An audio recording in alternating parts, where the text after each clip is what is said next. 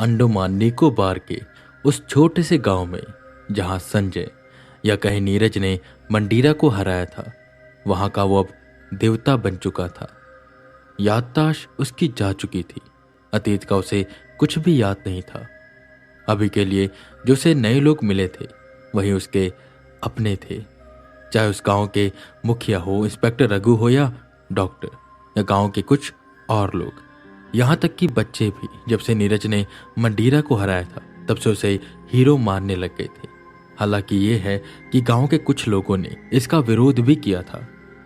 शुरुआत में कहा था कि इसे मार देना चाहिए क्योंकि ये बहुत ही ताकतवर है, पर क्योंकि उसने मंडीरा को मारा था तो गांव के मुखिया ने और बहुत सारे लोगों ने कहा कि एक देवता है, इनकी पूजा करनी चाहिए, इनकी सेवा करनी चाहिए। क्योंकि उस कहानी के अनुसार मंडीरा को हराने कोई देव आता है और जैसे कि नीरज ने उसे हराया तो गांव वालों के लिए वो देव बन गया, एक ऐसा देव जो असुर के समान था। उसका शरीर थोड़ा और बड़ा हो गया था, हाथ हिलाते और छाती और चौड़ी हो चुकी थी, आंखों की भौएं और मोटी हो चुकी थी और आवाज में एक अलग भारीपन सा आ चुका था, ऐसे जैसे कि वो असुर धीमे धीमे उसके शरीर पर हावी होता जा रहा है। इस बीच इंस्पेक्टर रघु और डॉक्टर जो नीरज के खिलाफ थे वो काफी कुछ अलग सी प्लानिंग कर रहे थे। रात के यहीं 10-20 हो रहे थे। नीरज सो रहा था। उसे एक अलग सी अच्छी कुटिया बनाकर दी गई थी और गांव के लगभग सभी लोग सो चुके थे, पर डॉक्टर और इंस्पेक्टर रघु हाथों में बीड़ी लिए जंगल की तरफ घूम रहे थे। यार रघु, क्या करे इस साले का, इसे लेकर हम आए, सोचा उस 2 कौड़ी के गुंडे को हरा देगा, कुछ दिन गांव में रखेंगे, कोई न कोई इसे ढूंढता हुआ आ जाएगा, नहीं तो इसकी साले की याददाश्त वापस आ जाएगी। और देखो कैसे क्या हो गया, उसे हम दोनों यहां पर लेकर आए और आज हम ही उसके विरुद्ध में। एक कश लेकर डॉक्टर ने कहा, जिस पर इंस्पेक्टर रघु बोला, कर भी कह सकते हैं, साले ने उस मंडीरे को हरा दिया।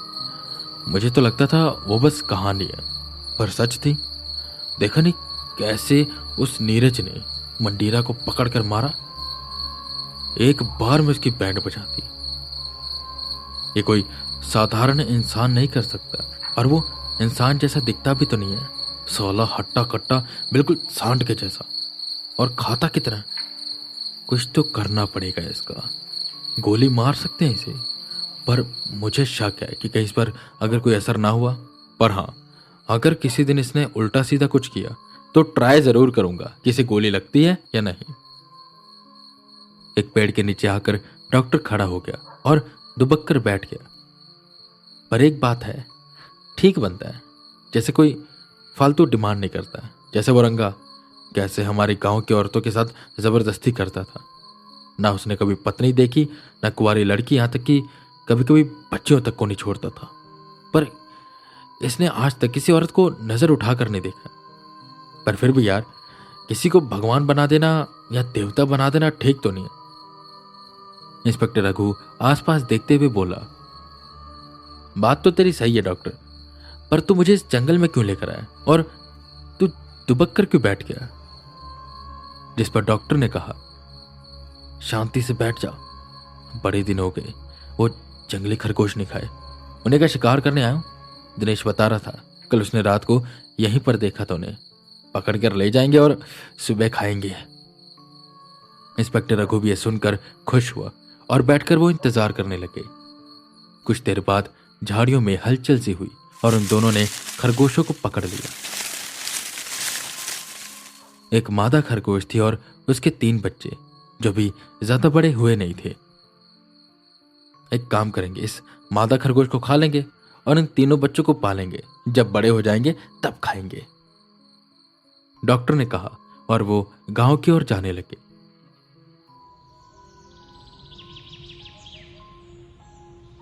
सुबह हुई, नीरज उठा। नीरज गांव में सबसे पहले उठ जाता था और नदी में नहाने जाता था, फिर वहीं से कोई दातुन तोड़कर दातुन करते करते आराम से गांव तक आता। वो ऐसे ही आ रहा था कि तभी उसे किसी के रोने की आवाज आई। उसने यहाँ वहां नजर दौड़ाई तो कोई भी नहीं था। वो आवाज के और पास गया तो एक झाड़ी से यह आवाज आ रही थी। उसने झाड़ी में हाथ फेरा तो वहां एक छोटा सा सफेद खरगोश था, या कहीं खरगोश का बच्चा। वो रो रहा था। ऐसे तो कभी हुआ नहीं है, ये खरगोश रोता हुआ किसी को सुनाई दे।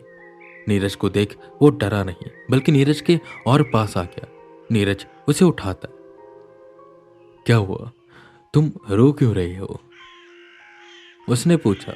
हालांकि इस उम्मीद से नहीं पूछा था कि वो जवाब देगा, और अक्सर वो जवाब देते भी नहीं है, पर इस बार कुछ अलग हुआ। वो खरगोश बोला, मेरी माँ, मेरा भाई मुझे सब छोड़कर चले गए। ये सुनकर एकदम से नीरज के पैरों के नीचे से जमीन खिसक गई। तुम बोल सकते हो, नीरज ने पूछा, जिस पर वो खरगोश बोला, आप हमें सुन सकते हो। नीरज को एक बार तो यकीन नहीं हुआ, पर उसने उसे वादा किया कि वो उसकी माँ और उसके भाई बहनों को ढूंढेगा, और वो उसे अपने साथ गांव लेकर आ गया। वही डॉक्टर और इंस्पेक्टर रघु भी दातुन कर रहे थे। ए रज्जो, खाना बना दे, आज लंच में उसे लेकर जाऊंगा। वो जो कल रात को मैं लाया ना, अच्छे से उसको छोटे छोटे टुकड़े में काट और बढ़िया से बना दे। ये सुनकर नीरज वहीं रुका। तभी उसे एक धीमी सी किसी के रोने की आवाज आई, और साथ ही साथ कुछ बच्चों के रोने की भी। उसने जो हाथ में खरगोश का बच्चा पकड़ा हुआ था, वो एकदम से कूदा। वो माँ माँ चिल्लाते हुए डॉक्टर के घर की ओर दौड़ा। नीरज कुछ कुछ बातें समझा।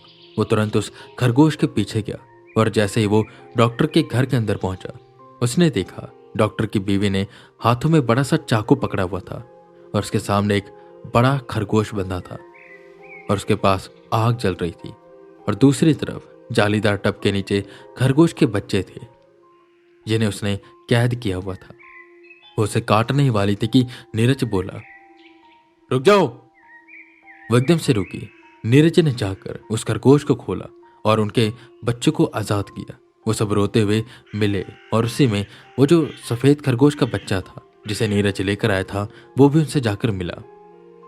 तुम ये सब क्या कर रहे हो, एक एक बेजुबान को मार रहे हो। उतनी देर में डॉक्टर आ गया।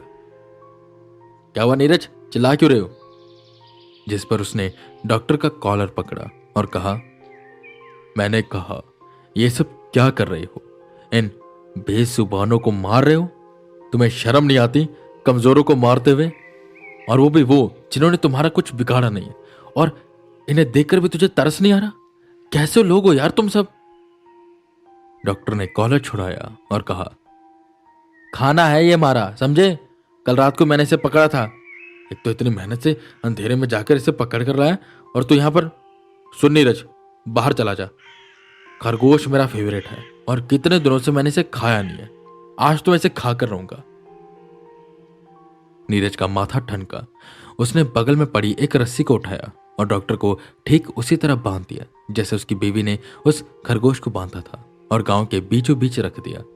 खरगोश के पूरे परिवार को नीरज खुद उनकी मांद तक छोड़ कर आया, जहां से वो रघु और डॉक्टर उसे लेकर आए थे। और जैसे ही थोड़ी धूप हुई, डॉक्टर को गर्मी लगने लगी, पर वो कुछ कर नहीं पा रहा था। नीरज ने उसे बांध दिया था, और गांव वाले भी आसपास खड़े उसे देख रहे थे।